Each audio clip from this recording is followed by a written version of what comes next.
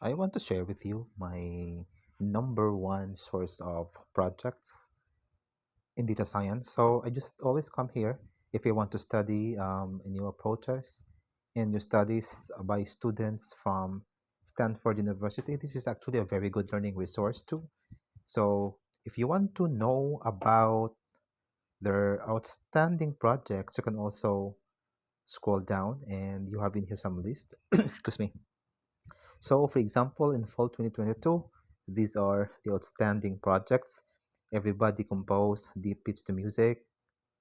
Then you also have you using pre-Q sequences of readers post to predict user level AA was this Q, AA non-participation. So there's a lot of things that are here that you can also learn from, a lot actually. So if I were you, if you have time, you can read here. So you would be able to know how these different projects are done and how they are, shall we say, give or make an impact. Because you can also see in here the projects on health.